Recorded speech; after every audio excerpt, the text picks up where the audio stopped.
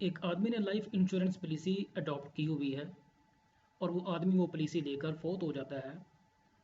अब इसको ये जो रकम मिली है क्या उसकी वरासा में बतौर वरासत तकसीम होगी या कि उसके अहले खाना जो हैं, जो उसकी बेवा है, जो उसके बच्चे हैं, उसके वालिदैन जो बेसहारा हैं, क्या सिर्फ वही उसके हकदार होंगे। इंश्योरेंस की बहुत ज़्यादा अकसाम हैं, जैसे कि मेडिकल इंश्योरेंस है, लाइफ इंश्योरेंस है, बच्चों की इंश्योरेंस है, घर की इंश्योरेंस है, कार की इंश्योरेंस है। यहाँ हम बात करेंगे लाइफ इंश्योरेंस की। जब कोई आदमी लाइफ इंश्योरेंस इख्तियार करता है तो वो एक कंपनी के पास जाता है, जो कंपनी लाइफ इंश्योरेंस पॉलिसी देती रहती है।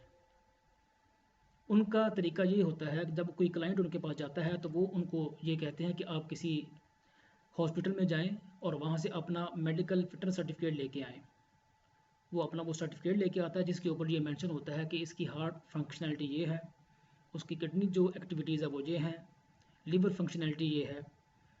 उस कंपनी का एक बोर्ड होता है, जो बोर्ड उस सर्टिफिकेट के ऊपर गौर व फिक्र करके ये तखमीना लगाते हैं कि ये आदमी कितनी देर ज़िंदा रह सकता है। वो अपने उस क्लाइंट को ये कहते हैं कि आप ज़्यादा से ज़्यादा 10 साल की पॉलिसी इख्तियार कर सकते हैं, जिसके इवज़ में अगर आप 10 साल मुकम्मल कर लेते हैं तो हम आपको 1 करोड़ रुपया देंगे मिसाल के तौर पे, और आपने हमें हर महीने 50,000 रुपया जमा करवाना है, जिसको प्रीमियम कहा जाता है। और अगर 10 साल के दौरान ही 2 माह के बाद, 5 माह के बाद पॉलिसी इख्तियार की हुई है कि हुए अब अभी अगर 1 साल ही गुजरा है और वो क्लाइंट फौत हो जाता है तो वही 1 करोड़ रुपया उसके वरासा को दिया जाएगा। अगर वो क्लाइंट एग्री कर जाता है और वो अपना प्रीमियम जो है वो अदा करना शुरू कर देता है तो अब उसकी 3 किस्में बन जाती हैं। एक ये है कि उस क्लाइंट ने जब पॉलिसी ली तो उसको 10 साल की पॉलिसी मिली, उसने अपना प्रीमियम अदा करना शुरू किया तो अल्लाह का करना ऐसा हुआ उसकी ज़िंदगी बहुत ज़्यादा थी, उसकी ज़िंदगी बहुत ज़्यादा थी। वो 10 साल की जो मुद्दत है उस इंश्योरेंस पॉलिसी की वो मुकम्मल कर गया। तो 10 साल मुकम्मल होने के बाद हकीकत में उसने 1 करोड़ रुपया जमा नहीं करवाया, बल्कि जो उसने हकीकत में जमा करवाया है वो 30 या 40 लाख बनता है, लेकिन उसको 1 करोड़ रुपया मिलेगा। और ये जो उसके प्रिंसिपल अमाउंट के ऊपर मिल रहा है ये सूद है, और सूद हराम है। वो अगर लेगा और वो ये छोड़ के जाता है तो ये उसका तरका होगा और उसके वरासा के दरमियान उसूल वरासत के तहत तकसीम होगा। दूसरी सूरत, पॉलिसी पीरियड उसने मुकम्मल नहीं किया, स्टार्ट अभी हुआ है, पॉलिसी इख्तियार किए हुए अभी 5 महीने हुए हैं, 1 साल हुआ है, लेकिन वो फौत हो गया है, 10 साल मुकम्मल नहीं कर सका जो उसकी पॉलिसी उसको मिली है, 1 साल के बाद ही फौत हो गया वो। अब भी जो कंपनी है उसके वरासा को वो 1 करोड़ रुपया जो उसको 10 साल के बाद मिलना था, जैसे कि उसने पहली सूरत में लिया है, वो उसके वरासा को 1 साल के बाद वो 1 करोड़ रुपया दे देगी। और ये जुए की शक्ल है और जुआ भी हराम है।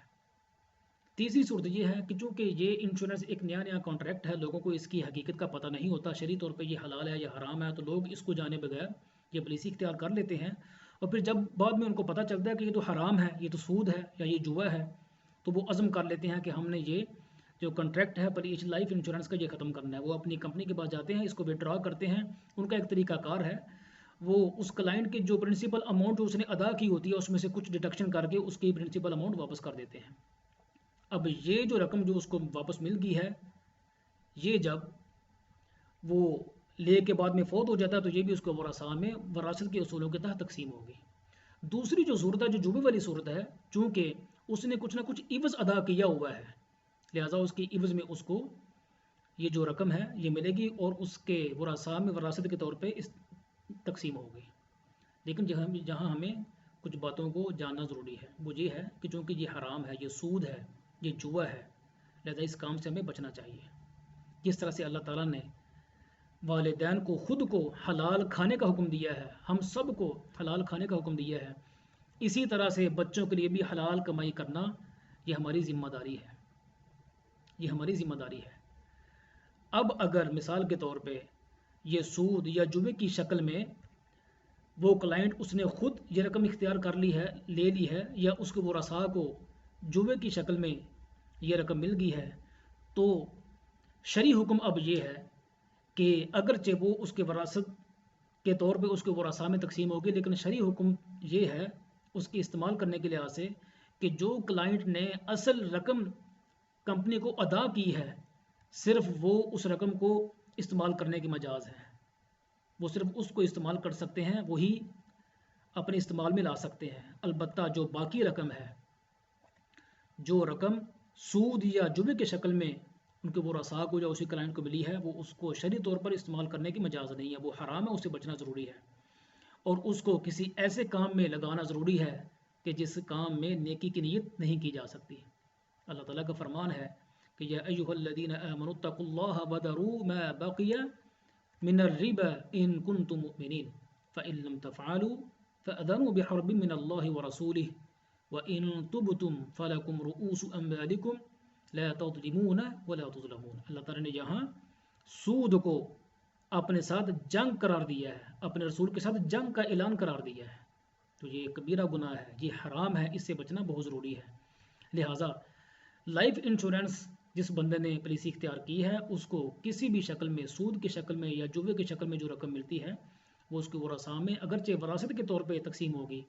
लेकिन जो प्रिंसिपल अमाउंट जो क्लाइंट ने अदा की है, हकीकत में वो खुद और उसके वरासा उसी रकम को इस्तेमाल करने की मजाज है।